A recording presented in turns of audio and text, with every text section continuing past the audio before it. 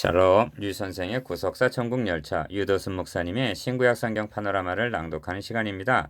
지금은 고린도 후서 파노라마 6장입니다. 나는 아버지가 되고 너희는 자녀가 되리라.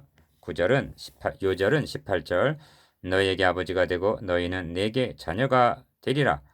전능하신 주의 말씀이라 하셨느니라.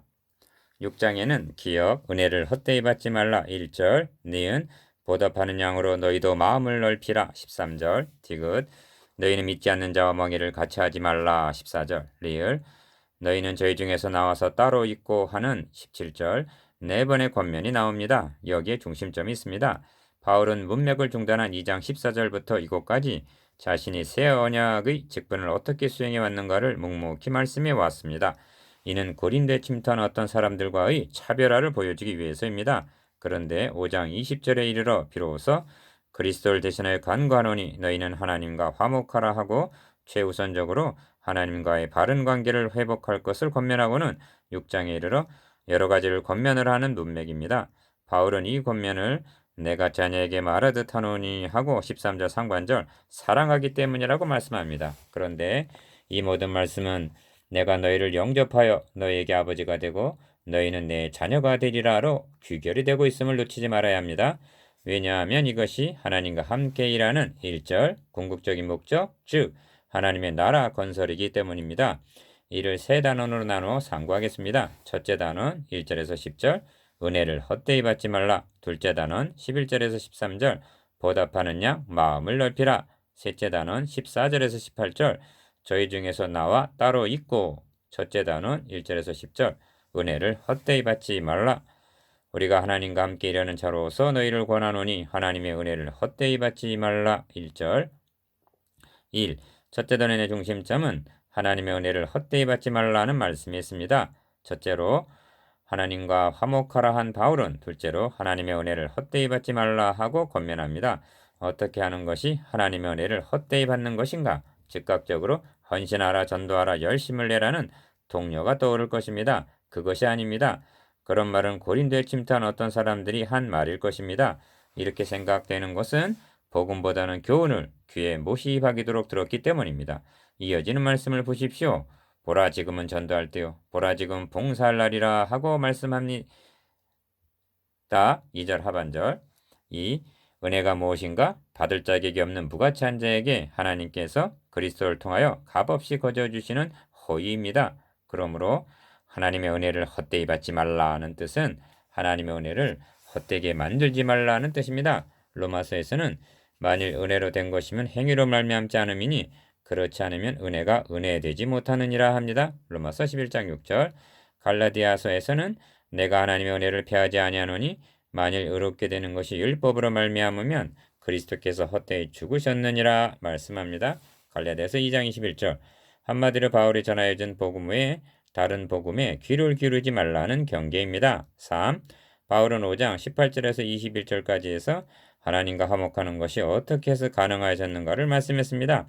모든 것이 하나님께로 났나니 로마서 5장 고린도 후서 5장 18절 하나님이 죄를 알지도 못하신 자로 우리를 대신하여 죄를 삼으신 것으로 5장 21절 말미암아 가능해졌다고 말씀했습니다. 이것이 하나님의 은혜입니다. 그런데 여기에다 의문의 직분자들이 주장하는 할례를 첨부해야 한다면 어떻게 되는가? 그리스도께서 헛되이 죽으신 것이 되고 갈라디아서 2장 21절 우리도 하나님의 은혜를 헛되이 여기는 것이 된다는 뜻입니다. 이런 우려는 이미 전세에 나타나 있습니다. 너희가 만일 나의 전한 그 말씀을 굳게 지키고 헛되이 믿지 아니하였으면 이로 말미암아 구원을 얻으리라 말씀했습니다. 고린도전서 15장 2절 4. 이 권면은 하나님과 함께 일하는 자로서의 권면이라 말씀하므로 권위를 더합니다. 바울은 자신들을 우리는 하나님의 동역자들 고린도전서 3장 9절 하나님의 비밀을 맡은 자 고린도전서 4장 1절 새 언약의 일꾼 고린도후서 3장 6절 그리스도의 사시인이라 말씀합니다. 고린도후서 5장 20절 그렇다면 하나님의 은혜를 헛되이 받지 말라는 말씀은 더 이상 바울의 권면이 아니라 주님의 명령입니다. 가라사대 내가 은혜 베풀 때 너를 듣고 구원의 날에 너를 도왔다 하셨으니 2절 상반절 이 말씀은 이사야 49장 8절의 인용인데 내가 또 너로 이방의 빛을 삼아 나의 구원을 베풀어서 땅 끝까지 이르게 하리라 하신 이사야 49장 6절 메시아 예언의 문맥에서 주어진 말씀입니다. 바울은 이 말씀을 받아 보라 지금은 은혜 받을 만한 때요 보라 지금은 구원의 날이로다 합니다. 2절 여기서 강조점은 보라 지금은 한 지금 즉 오늘에 있습니다. 은혜와 구원을 베푸시는 오늘 잘못 믿게 되면 그날에 엄청난 결과를 초래하게 된다는 경종인 것입니다. 보라 지금은 은혜 받을 때요. 1. 우리가 이 직책을 받아 회방을 받지 않게 하려고 3절 상반절 여기 바울의 논정을 이해하는 데 중요한 요점이 있습니다. 바울이 여기까지 그리고 다른 서신에서 자신의 사도권을 그토록 강력하게 변증하고 있는 것은 자신의 명예나 자존심을 위한 것이 아닙니다. 도리어 바울은 내가 하나님의 교회를 핍박하였으므로 사도라 칭함을 받게 감당치 못할 자로라. 고린도전서 15장 9절 내 육체에 가시 곧 사단의 사자를 주셨다 하고 12장 7절 자신의 약점을 숨김이 없이 드러냅니다. 바울이 옹호하고자 하는 것은 자신이 주께 받은 직책이 회방을 받지 않으려 함에서입니다. 우리에게 화목케 하는 직책을 주셨다. 우리가 그리스도를 대신하여 사신이 되어 권한다고 말씀했습니다. 5장 18절 20절 그런데 바울이 받은 직책이 가짜라고 해방을 받게 되면 자신이 증거한 그리스도의 영광의 복음이 훼손될 것이 분명하기 때문입니다. 그래서 무엇이든지 아무에게도 꺼리끼지 않게 하고 합니다. 3절 하반절 5장 18절에서 21절까지에서는 자신이 주님께 부탁받은 복음의 내용을 말씀했습니다. 이제 6장 3절에서 10절까지에서는 이 직책이 회방을 받지 않게 하려고 얼마나 조심했는가를 말씀하는 것입니다. 그가 전하는 메시지와 그의 행동은 불가분의 관계이기 때문입니다. 기억 무엇이든지 아무에게도 꺼리치지 않게 하고 3절 니은 오직 모든 일에 하나님의 일꾼으로 자천하여 디귿 많이 견디는 것과 혼란과 궁핍과 고난과 4절 리을 매맞음과 갇힘과 요란한 것과 수고로움과 자지 못함과 먹지 못함과 미음 깨끗함과 지식과 오래 참음과 자비함과 성령의 감화와 거짓이 없는 사랑과 6절 비읍 진리의 말씀과 하나님의 능력 안에 있어 의의 병기로 좌우하고 7절 이렇게 수행했노라고 말씀합니다. 다시 강조하지만 직책의 해방을 받지 않게 하려고 달리 말하면 그리스도의 복음이 아무 장애가 없게 하기 위해서 고린도전서 9장 12절 얼마나 조심하고 있는가를 보게 됩니다. 3. 여기서 다시 눈에 띄는 것은 바울을 괴롭힌 자천이라는 말입니다. 4절 청거서는 통상적으로 타천입니다. 그런데 바울은 하나님의 일꾼으로 자천하기를 힘썼다고 말씀합니다. 4장 2절에서도 하나님 앞에서 각 사람의 양심에 대해서 스스로 천거하노라 하고 자천하고 있습니다. 여러분은 자천과 타천 중 어느 편이 더 어렵다고 여겨지십니까? 이런 말이 있습니다. 사람을 속일 수가 있어도 하나님과 자신은 속일 수가 없다. 그렇습니다. 자신에게 정직하고 진실코자 하는 자기와의 싸움이 더욱 힘겨운 것입니다.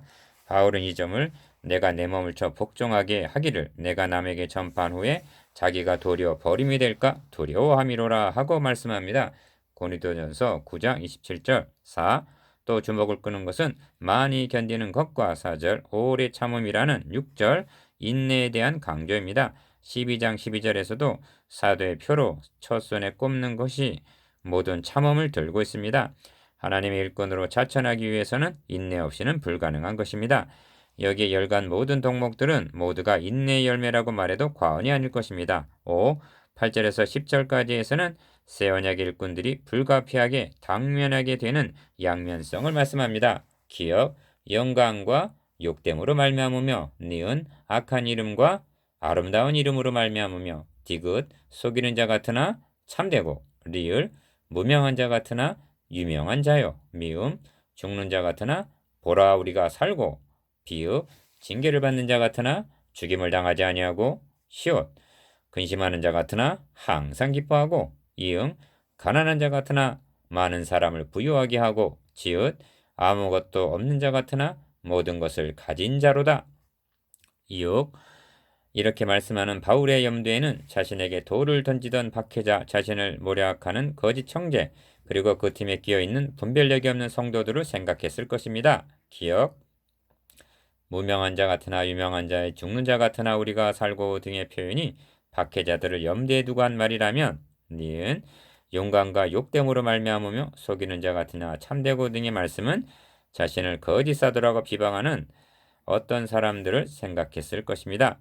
디귿, 가난한 자 같으나 많은 사람을 부유하게 하고 아무것도 없는 자 같으나 모든 것을 가진 자로다 한 묘사 등은 성도들을 생각하면서 한 말씀일 것입니다. 대부분의 그리스도인들은 실제로 가난합니다. 그러나 은과 금은 내게 없으나 내게 있는 것으로 너에게 주노니 하고 사도행전 3장 6절 많은 사람을 부유하게 해주는 사람들입니다. 그리스도인들은 아무것도 없는 자 같으나 모든 것을 가진 자입니다. 하나님 우리 아버지께서 만물이 다 너희 것임이라 고린도전서 3장 21절 말씀하시기 때문입니다. 이러한 양면성이 있는 중에 우리가 어느 면을 바라보느냐에 따라 낙심하게도 되고 용기를 얻게도 되는 것입니다. 둘째 단은 11절에서 13절 보답하는 양 마음을 넓히라. 고린도인들이여 너희를 향하여 우리의 입이 열리고 우리의 마음이 넓었으니 11절 1. 둘째 단원의 중심점은 본격적으로 너희도 마음을 넓히라 13절 마음으로 우리를 영접하라 하고 7장 2절 바울과의 화해를 촉구함이 있습니다. 바울의 논리 전개는 용이 주도한 바가 있습니다. 바울은 편지를 쓰기 시작할 때부터 이 말을 하고 싶었을 것입니다.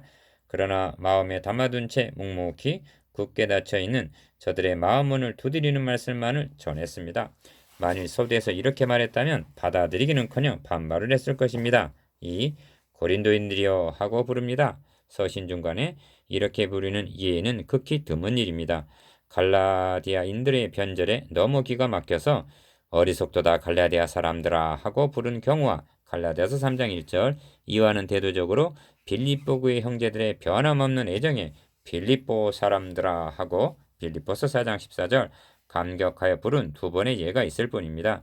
이로보건대 고린도인들이여 너희를 향하여 우리의 입이 열리고 우리의 마음이 넓었으니 하는 11절 바울의 마음이 그들을 향하여 얼마나 간절한가를 나타냅니다. 그렇다면 우리의 입이 열리고란 무슨 뜻일까? 바울은 무엇인가 숨기고 있는 것이 아니라 우리의 진정을 숨김없이 다 말해 주었다는 의미일 것입니다. 3. 내가 자녀에게 말하듯 하노니 합니다. 13절 상반절 전서에서도 내가 너희를 부끄럽게 하려고 이것을 쓰는 것이 아니라 오직 너희를 내 사랑하는 자녀같이 권하려 하는 것이라 하고 말씀했습니다. 고린도전서 4장 14절 이렇게 말씀하는 바울의 심중에는 그리스도 예수 안에서 복음으로써 내가 너희를 낳았음을 생각했기 때문일 것입니다. 너희도 보답하는 양으로 마음을 넓히라 합니다. 13절 하반절 이 말씀은 7장 2절에서 마음으로 우리를 영접하라 한 말씀과 결부가 됩니다. 마음을 넓혀서 영접하라는 본인은 섬김을 받고자 해서 하는 말이 아닙니다. 그 답을 주님의 말씀에서 구할 수가 있습니다. 4. 볼지어다 내가 문 밖에 서서 두드리노니 누구든지 내 음성을 듣고 문을 열면 내가 그에게로 들어가. 계시록 3장 20절 아시겠습니까? 마음을 넓히면 주님 자신을 주시겠다는 것입니다. 바울 자신을 주겠다는 호소입니다. 보라 지금은 은혜 받을 만한 때요 한 은혜를 마음을 넓게 열고 받으라는 말씀입니다. 셋째 단원 14절에서 18절 저희 중에서 나와 따로 있고 너희는 믿지 않는 자와 멍에를 같이 하지 말라. 의와 불법이 어찌 함께하며 빛과 어둠이 어찌 사귀며 14절 1. 바울은 너희는 믿지 않는 자와 사귀지 말라 말씀하는 것이 아닙니다. 만일 그리하려면 세상 밖으로 나가야 할 것이라 한 것을 보면 고린도전서 5장 10절 그런 뜻이 아님이 분명합니다. 바울이 멍에를 같이 하지 말라 한 것은 신명기의 말씀을 염두에 두고 한 말씀입니다. 하나님께서는 너의 포도원에 두 종자를 섞어 뿌리지 말라. 너는 소와 나귀를 격리하여 갈지 말며 양털과 배실로 섞어 짠 것을 잊지 말지니라 하셨습니다. 신명기 22장 9절에서 11절 이를 문자 의문만 보아서는 아니 됩니다. 이는 선민으로서 성별된 삶을 살아가라는 촉구입니다. 즉 이방인들과 섞이지 말라 참여하지 말라는 말씀입니다. 사귀는 것과 멍에를 같이 매이는 것과는 다른 것입니다. 배가 물 위에 떠 있지만 침수되어서는 안이 된다는 것과 같은 뜻입니다. 이 문제는 이렇게 말씀하고 있는 바울의 의도입니다. 고린도는 우상 숭배가 성행하는 도시였습니다. 그런데 전서에서도 살펴본 바대로 고린도 교인 중에는 전에 하던 구습을 끊어버리지 못한 사람이 있었던 모양입니다. 이 점이 그리스도와 벨리알이 어찌 조화되며 하나님의 성전과 우상이 어찌 일치가 되리요 한 15절에서 16절까지 말씀에 나타납니다. 고린도에 침투한 의문에 속한 자들은 이것은 바울이 율법을 폐했기 때문이라고 공격했을 것입니다. 왜냐하면 바울은 가르치기를 무릇 시장에서 파는 것은 양심을 위하여 묻지 말고 먹으라. 불신자 중 누가 너희를 청하하매 너희가 가고자 하거든 너희 앞에 무엇이든지 차려놓은 것은 양심을 위하여 묻지 말고 먹으라 하고 가르쳤던 것입니다. 고린도전서 10장 25절 27절. 이를 이방인 그리스도인들과 같이 먹는 것까지 불법으로 여기는 의문에 속한 자들의 눈에 곱게 보였을 리가 만무합니다. 3. 그러나 바울은 대저 이방인의 제사하는 것은 귀신에게 하는 것이요 하나님께 제사하는 것이 아니니 나는 너희가 귀신과 교제하는 자 되기를 원치 아니하노라. 너희가 주의 잔과 귀신의 잔을 겸하여 마시지 못하고 주의 상과 귀신의 상에 겸하여 참여치 못하리라. 고린도전서 10장 20절에서 21절 하고 분명히 구분해서 가르쳤던 것입니다. 참여하지 말라. 이것이 멍에를 같이 매지 말라는 뜻입니다. 사회생활과 전도를 위해서도 불신자들과 어울리는 것은 불가피한 일입니다. 그러는 중에서도 어찌 함께하며 어찌 사귀며 어찌 조화되며 어찌 상관하며 어찌 일치가 되리요 한 말씀을 생각하면서 분별력을 가지고 행동해야 할 것입니다. 멍에를 같이 매지 말라. 1. 어찌 하나님의 백성들은 이렇게 살아야만 하는가? 하나님께서 가라사대 내가 저희 가운데 거하며 도로 행하여 나는 저희 하나님이 되고 저희는 나의 백성이 되리라 하셨느니라 말씀합니다. 16절 하반절. 이는 성경 전체에 있어서 중심 주제입니다. 우리가 하나님의 백성이 되고 하나님이 우리의 하나님이신 때가 있었습니다. 그러나 그와 같은 친밀한 관계는 인류의 시조가 범죄함으로 파괴가 되고 하나님의 백성들이었던 인간은 죽기를 무서함으로 일생에 매어 종 노릇하는 사탄의 노예가 되고 말았습니다. 하나님은 자기 백성을 잃어버리신 것입니다. 이를 회복하시려는 것이 구원 계획입니다. 주님은 말씀하십니다. 인자의 온 것은 잃어버린 자를 찾아 구원하려 함이니라. 인자의 온 것은 대속물로 주려 함이니라. 누가복음 19장 10절, 마태복음 20장 28절. 이 점을 바로의 노예로 있는 자들을 하나님의 백성으로 삼으신 출애굽 사건이 말씀해 줍니다. 너희를 구속하여 너희로 내 백성을 삼고 하십니다. 출애굽기 6장 6절에서 7절. 성경은 이스라엘 백성들을 유월절 양의 피로 구속하여 구원해 내신 목적을 분명히 말씀해 주고 있습니다. 내가 이스라엘 중에 거하여 그들의 하나님이 되리니 그들은 내가 그들의 하나님 여호와로서 그들 중에 거하려고 그들을 애굽 땅에서 인도하여 낸 줄을 알리라. 나는 그들의 하나님 여호와니라. 출애굽기 29장 45절에서 46절. 레위기에서도 나는 너희 하나님이 되려고 너희를 애굽 땅에서 인도하여 낸 여호와라 하십니다. 레위기 11장 45절.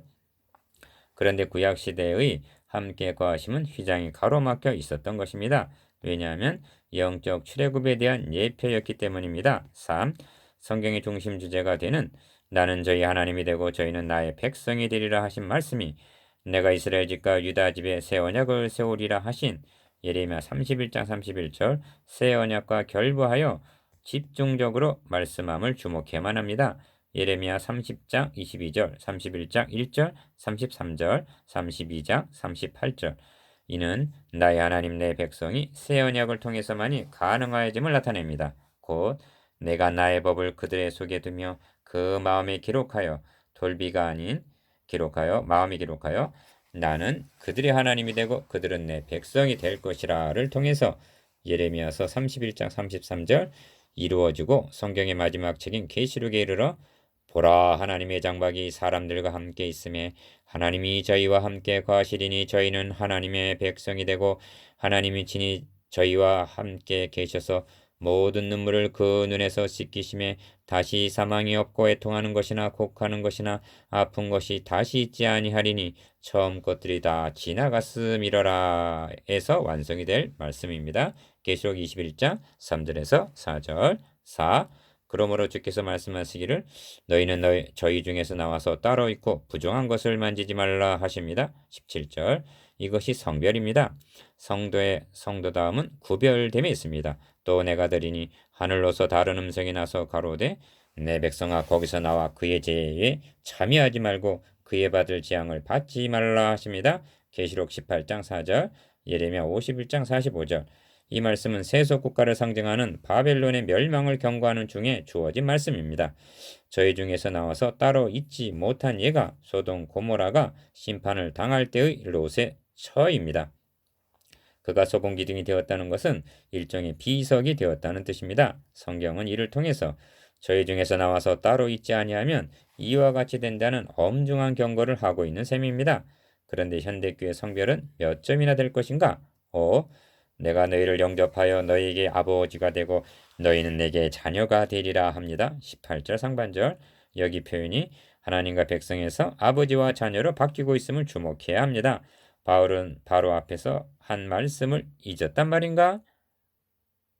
하나님과 백성의 관계와 아버지와 자녀의 관계 중 어느 편이 더욱 친밀한 관계이며 다른 점이 무엇인가? 자녀는 후사요 유업을 이을 자입니다. 그러므로 이렇게 말씀하는 바울의 심중에는 그리스도인이 된 신분과 지위와 영광을 생각하기를 원하는 것입니다. 구원 계획은 아담 하와가 상실한 하나님의 나라를 회복하는 것이라 했습니다. 그런데 그 회복이 단지 원상 회복이 아니라는 말씀입니다. 첫 창조와는 비교도 되지 않는 우리가 다 수건을 벗은 얼굴로 거울을 보는 것 같이 주의 영광을 보매 저와 같은 형상으로 화하여 영광으로 영광에 이르니 곧 주의 영으로 말미암음이니라 합니다. 3장 18절. 이를 생각하면서 하나님의 자녀된 신분이 회방을 받지 않게 3절 모든 일에 자천하는 삶을 살아가라는 격려입니다. 6. 이제 묵상해 보십시다. 기억 현대교회가 하나님의 은혜를 헛되이 만들고 있는 사례들이 무엇인지, 니은 하나님께 대하여 우리 안에서 좁아진 것이 무엇이 있는지, 디귿 하나님과 백성, 아버지와 자녀의 관계의 다른 점이 무엇인지, 리을 많은 사람을 부유하게 하고 모든 것을 가진 자라는 점에 대해서, 미음 어찌 않게 하며 어찌 사귀며에 대해서. 14절